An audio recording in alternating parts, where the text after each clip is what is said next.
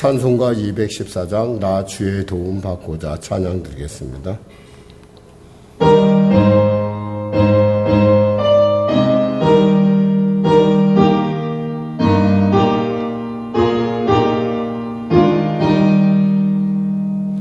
나 주의 도움 받고자 주 예수님께 뵙니다. 그 구원 허락하시사 날 받아주소서. 내 모습 이대로 주 받아주소서.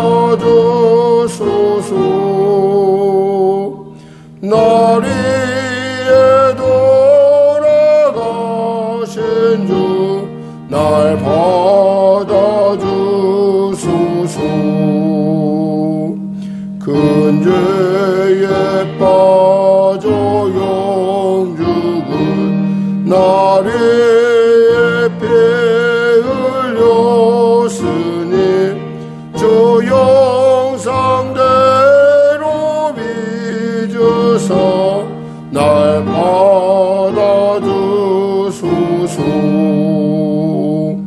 내 모습 이대로 주 받아주소서.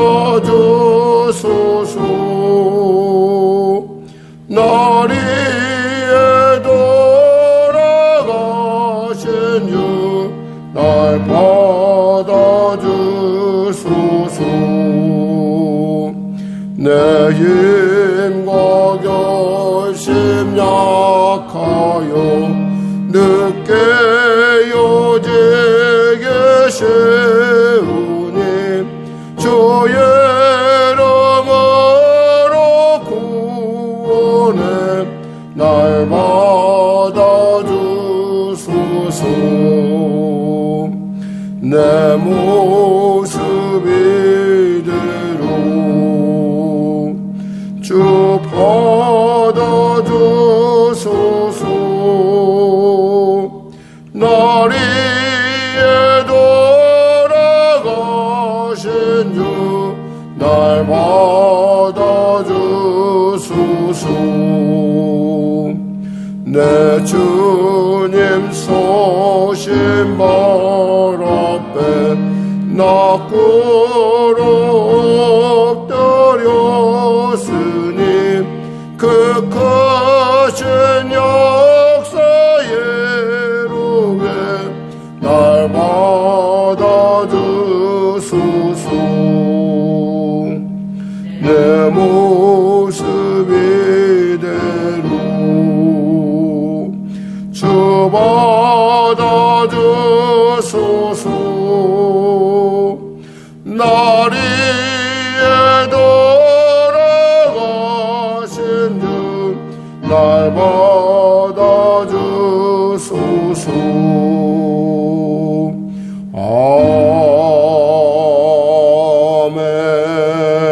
아멘. 하나님 감사합니다. 오늘도 하나님께서 귀하고 복된 이 아침 우리에게 허락하여 주시고 오늘도 주의 전에 나와 말씀으로 기도로 찬양으로 나가게 하심을 감사합니다. 우리의 이 연약함에도 불구하고 우리의 패역함에도 불구하고 우리의 악함에도 불구하고 하나밖에 없는 아들을 날 위해 십자가에 못 박아 죽이셔서 그 피로 내 죄를 구원하여 주시고 부활하심으로 말미암아 내게 큰 소망을 주심을 영원한 소망 주심을 감사합니다. 귀한 은혜 가운데 담대히 달려나와 싸우니 하나님이 시간에 사랑한 성도들의 그 간절한 그 마음 속에 그들의 소원 속에 그들의 비전 속에 그들의 형편 속에 지금 역사하여 주시옵소서. 지금의 은혜 받을 만날이요 지금의 구원의 날이라 했습니다. 하나님 지금 치료하여 주시옵소서. 지금 불쌍히 여겨 주시옵소서. 주여 형통케 하여 주시옵소서. 자유케 하여 주시옵소서. 길을 다시 회복하게 하시고 길을 발견케 하여 주시옵소서. 간절히 바라옵기는 우리 심재원이 주님의 은혜 가운데 아버지 하나님 놀랍게 회복되게 하심을 감사합니다. 이제 퇴원을 앞두고 있는데 하나님 다시는 그 문제로 말미암아 어려움 당하지 않도록 주여 지혜를 넣으시고 은혜를 베풀어 주시옵소서.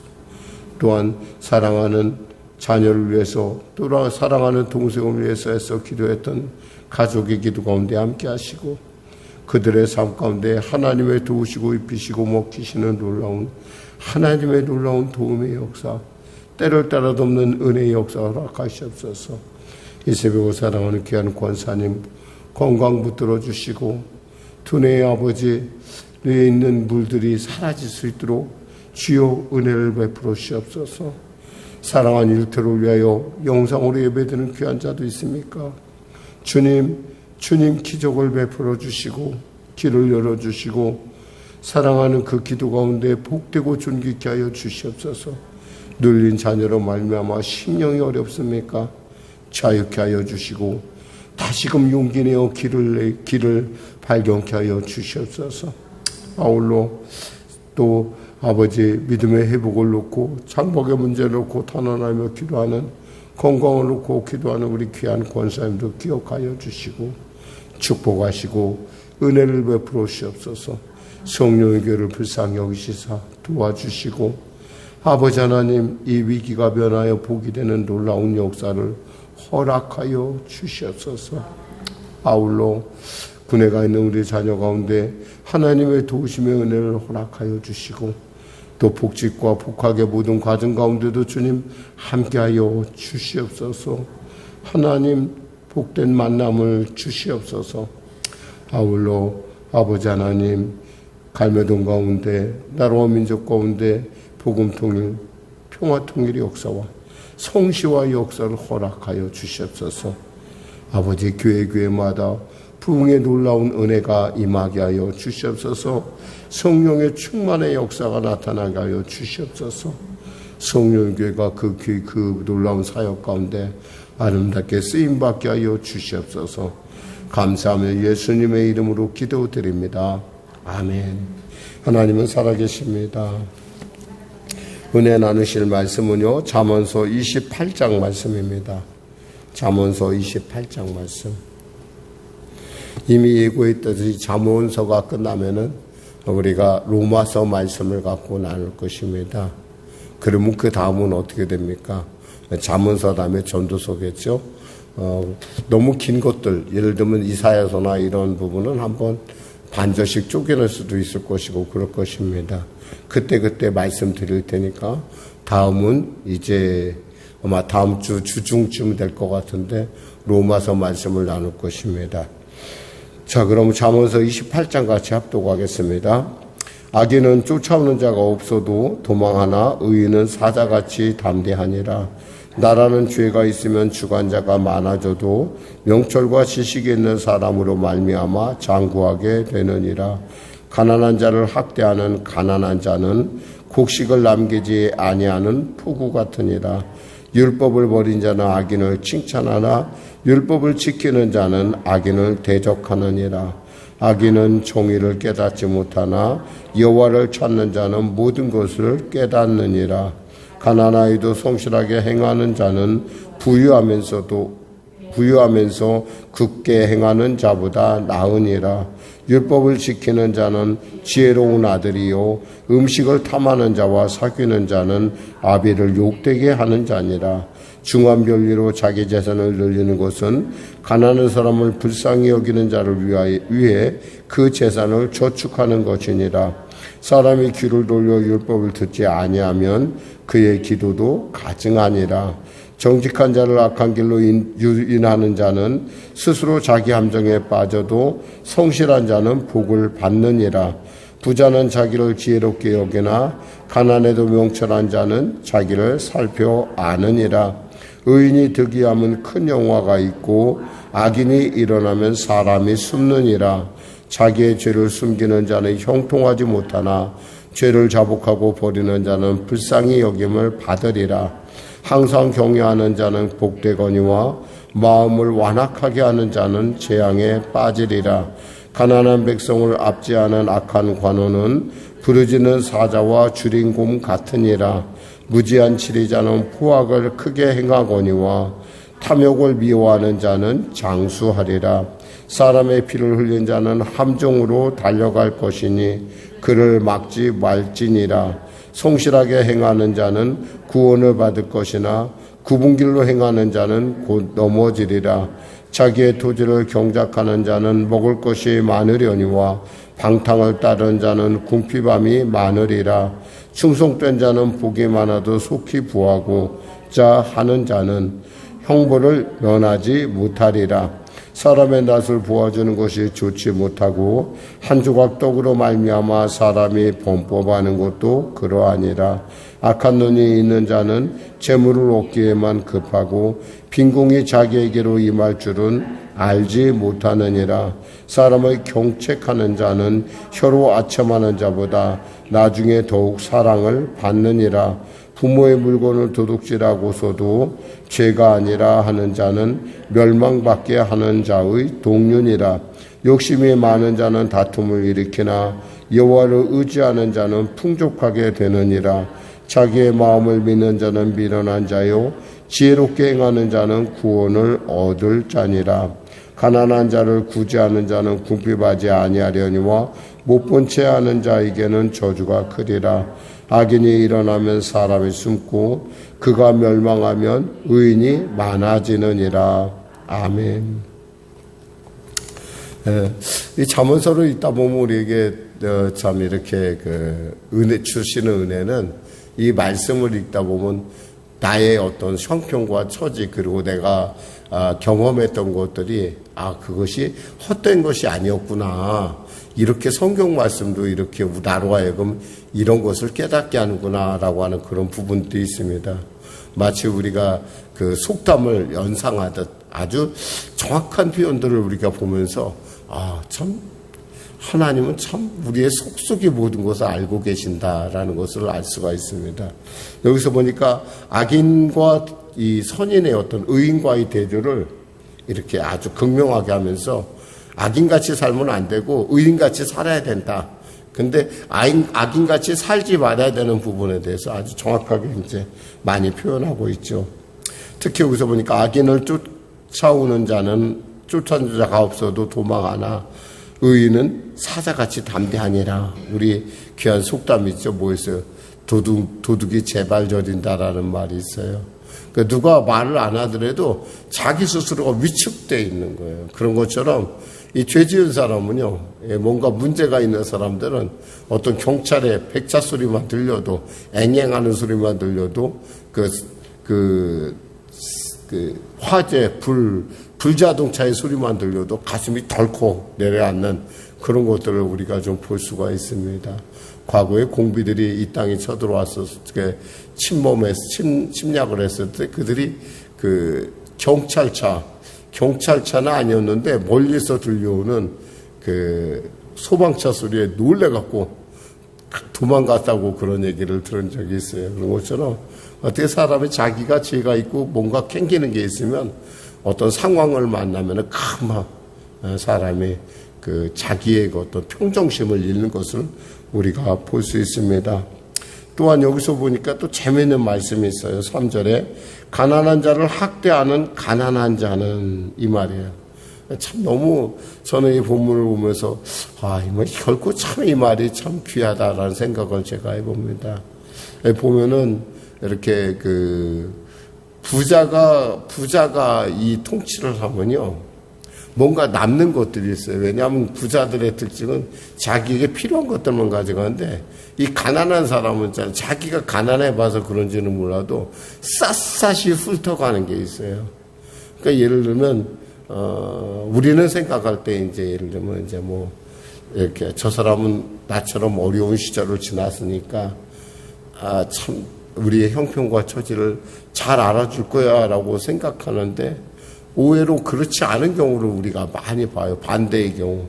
왜냐하면 이미 그 사람은 그 가난의 저주에 이미 물들어 있는 거예요. 그러니까 자신의 지금의 형편은 절대 그렇지 않은데 그것에 이미 길들여 있다 보니까 모든 일을 처리할 때 자기가 가난할 때를 생각하고 거기서 벗어나지를 못하는 거예요. 그러니까 그 사람의 마음 씀씀이와 성격이나 그런 모든 태도가 그대로예요. 그냥 자신은 이미 부자가 됐고 자신은 어떤 지위에 충분히 이뤘음에도 불구하고 똑같은 일을 하는 거죠. 그 더욱이 자기가 과거에 어떤 그 가난할 때 했던 습성들에 대해서 아주 너무나 잘 알다 보니까 남이 그런 꼴을 못 봐요. 아마 얘가 될런지는 몰라도 예를 들면 이제 그 리더를 맞이할 때 우리는 이제 흔히 이제 그래도 저 사람은 어려움을 알 거야라고 우리는 긍정적으로 바라보고 그 사람을 리더로 세우지만 대개의 경우는 반대의 경우가 많습니다. 그만큼 그에게 있어서의 그 가난은 그의 삶을 많이 힘들게 했었다는 거죠. 그런데 사실 거기서 한 발짝 더 나가야지 어떤 그 가난으로부터 어떤 그런 악한 영향력으로부터 자신이 극복하는 건데 되게 많은 사람들이 나가지를 못해요. 근데 우리는 생각하죠. 저 사람이 대통령이 되면 저 사람이 뭐가 되면 좀 괜찮을 것 같아 라고 얘기하는데 참 그렇지 않은 경우 오늘 본문 말씀이 그대로 임하는 경우가 많습니다. 예를 들면 부교육자 출신이 만일에 담임 목사가 되잖아요. 그러면 아주 굉장히 좀 아주 매섭게 이 아랫사람들을 대하는 것을 실제로 볼 수가 있어요. 자기는 거저인데도 불구하고 자기 생각을 안 해요. 나는 당연한 거고 너는 당연하지 않아 라고 생각하는. 그래서 오죽했으면 여기서 뭐라고 얘기하냐면 가난한 자는 곡식을 남기지 아니하는 포구 같은 이라 그래요. 포구. 이 포구가 뭐예요? 곡식을 완전히 싹 쓸어가잖아요. 그러니까 얼마나 힘들겠어요. 원래 하나님께서는 곡식의 이삭을 그 곡식이나 포도원에 포도를 다 따라고 했어요. 따지 말라고 그랬어요. 따지 말라고 그랬어요. 가난한 사람들 먹을 수 있게 놔두라고 그랬는데 자기가 가난의 경험이 있다 보니까 다 따버려. 그냥 아주 악착같이 다 따서. 그러니까 이렇게 되면 참 어려워진다는 거죠. 이런 것들을 우리가 한번 참 생각을 해봐야 될 부분이라는 거죠. 또한 6절에 가난하여도 성실하게 행하는 자는 부유하면서도 굳게 행하는 자보다 나으니라 이랬어요. 가난하여도 성실하게 행하는 자는 부유하면서 굳게, 이 굳게라는 것을 패역하게 한다라는 말인데 삐뚤어지게 사는 사람은 이런 사람보다 낫다는 거죠. 사실 이 부라는 것은 날개를 내서 날아갈 정도다라고 할 정도로 표현할 정도로 부는 일시적인 것이에요. 우리가 이걸 갖고 갈 수 있는 사람은 세상에 아무도 없어요. 그러니까 못 가니까 저렇게 큰 피라미드도 짓고 못 가니까 뭐 그냥 그럴듯한 뭐 묘지도 만들고 못 가니까 자기의 이름의 기념관도 만들고 그런데 다 그거 아무것도 아니에요.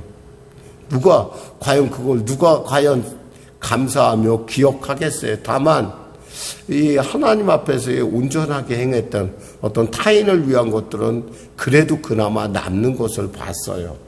이런 거 생각하면 가난하면서 성실하게 행하는 자는 부유하면서도 굳게 행하는 자보다 나으니라 라고 분명하게 우리가 알 수 있어요. 또한 8절에 보면 또 재미있는 얘기가 있어요. 중한 변리로 자기 재산을 늘리는 것은 가난한 자를 불쌍히 여기는 자를 위해 그 재산을 저축하는 것이니라 라고 했어요. 중한 변리라는 건 뭐예요? 고리대금을 얘기하는 거예요. 고리대금을 해서 자기 재산을 부당하게 늘리는 것은 결국 어떤 거예요? 그건 자기 재산 같지만 자기 거가 아니라는 거예요. 결국 이것은 구제, 가난한 사람을 불쌍히 여기는 자를 위해 그 재산이 그저 저축하는 것뿐이다. 저축하는 기능에 불과하다. 그러니까 부를 모으는 것이 누군가에게 주기 위해서.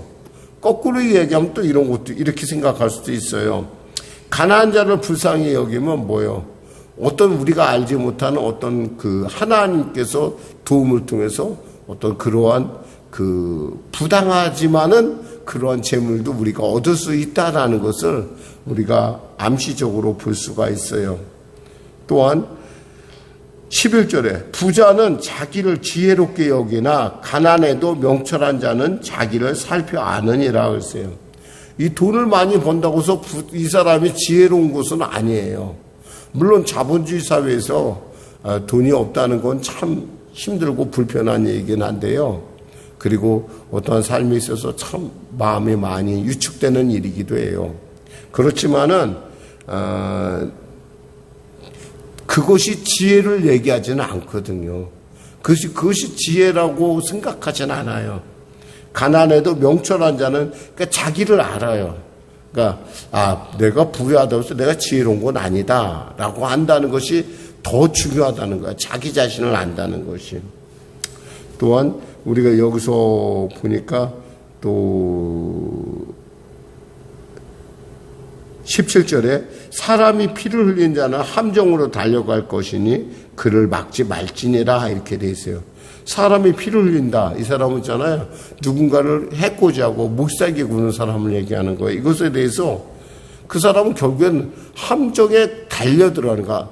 여러분, 죄 중에 가장, 하나님의 심판 중에 최고의 심판은 무엇일까요? 뭐 여러 가지 많은 것이 있겠죠. 우리는 악인이 착팍삭 망하거나 병들거나 이런 걸 다라고 생각하는데 사실은 제일 무서운 저주는요, 하나님께서 그냥 방치하는 거예요. 그러던 말든 하나님하고 하나님하고 상관이 없는 사람들이에요, 사실은. 그런 사람들은 사실 저주 중에 가장 큰 저주예요. 그러니까 이런 사람은 자기가 나쁜 짓을 해도 잘 몰라요. 그러니까 자기가 죽을 길을 달려가는데도 몰라요. 아무리 얘기해도. 얘기해 주는 사람만 더 부끄러울 뿐이에요. 그러니까 이런 사람한테는 우리가 조언을 할 필요가 없어요, 사실은. 조언해도 그 가치를 몰라요. 그리고 우리가 조언을 가려 들어야 돼요. 어떤 사람의 조언은 듣기에는 굉장히 합당해 보이나, 그리고 좀 약간 우리에게 용기를 주는 것이나, 사실 나중을 알고 감당치 못하면, 그 조언을 내가 감당치 못하면 그것이 내 삶에 큰 짐이 되는 경우가 있어요. 그러니까 우리가 언제나 자기 자신을 알고 이 자기 자신을 안다는 게 이렇게 중요하다는 것이죠. 또 24절에 보니까 부모의 물건을 도둑질하고도 죄가 아니라 하는 자는 멸망을 받게 하는 자의 동륜이라 그랬어요. 부모의 물건은 자기 물건 같이 써요. 그런데 결국은 뭐예요? 그것에 대해서 그것은 하나님 묻을 때 그것은 죄라라는 거예요. 죄라는 거예요. 그러니까 부모의 물건은 부모의 물건이고 자기 것은 자기 것이에요. 우리가 탕자의 비유를 알지만 탕자는 자기가 모은 재산이 아니에요. 근데 마치 부모에게 자기 것 마냥 달라고 그러잖아요. 그러고 나서 그가 허랑방탕하게 살다가 쥐업 열매로 겨우 먹다가 깨달은 것이 있잖아. 그것도 부족해서 잘 못 먹다가 내가 참 잘못했구나 라고 이렇게 깨달으면서 돌아가는 것들을 우리가 보는데, 어떤 그의 말의 태도를 보면은 처음에는 어땠어요? 당당했어요. 부모 것을 갖는 게. 근데 나중에는 뭐라고 합니까? 내가 품꾼 중에 하나로 여김도 감당하지 못하겠나이다 라고 하는 이 겸손한 어떤 이건 부모 거고 내 거다라는 것을 깨닫는 것을 우리가 보게 되죠. 관점의 차이이긴 해요. 중요한 것은 이렇게 우리가 삶에 있어서의 어떤 지혜로운 이 말씀을 이렇게 보면서 제가 이렇게 우리 자신을 이렇게 돌이켜볼 때 우리의 삶과 일치되는 부분들을 발견할 때 정말 하나님의 말씀은 1.1의 변함도 없이 가장 지혜롭고 놀랍구나. 더욱이 이 말씀이 우리 심령 안에 와닿을 때가 있어요. 지혜로.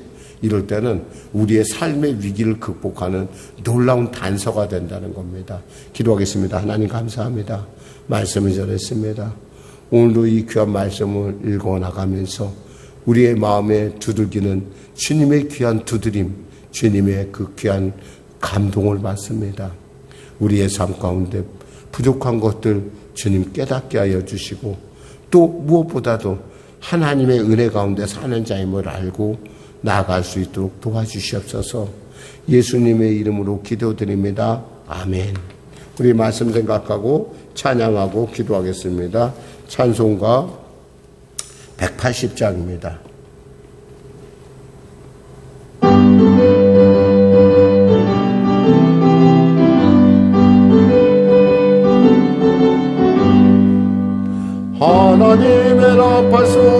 번제 진동할 때에 예수 영광 등에 구름 타시고 천사들을 세계 만국 모든 곳에 보내어 구원받은 성도들을 모으리.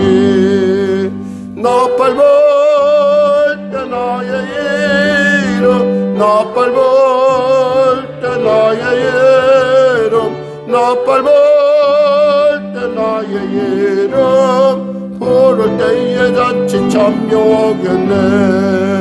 무덤 속에 잠자던 자 그때 다시 일어나 영화로운 부활 승리 얻으리. 주가 택한 모든 성도 구름 타고 올라가 공중에서 주의 얼굴 배우리. 나팔 불 때 나의 이름 나팔 불 때 나의 이름 나팔 불 때 나의 이름 부를 때에 잔치 참여하겠네. 주님 다시 오실 날은 우리 알 수 없으니 항상 기도하고 깨어 있어서 기쁨으로 보좌 앞에 우리 나가서도 그때까지 참고 기다리겠네. 아멘. 나팔 불 때 나의 이름 나팔 불 때 나의 이름 나팔 불 때 나의 이름 부를 때에 잔치 참여하겠네. 하늘 계신 우리 아버지의 이름을 거룩하게 하시며 아버지의 나라가 오게 하시며 아버지의 뜻이 하늘에서와 같이 땅에서도 이루어지게 하소서. 오늘 우리에게 일용할 양식을 주시고 우리가 우리에게 잘못한 사람을 용서하여 준 것 같이 우리 죄를 용서하여 주시고 우리 시험에 빠지지 않게 하시고 악에서 구하소서. 나라와 권능과 영광이 영원히 아버지의 것입니다.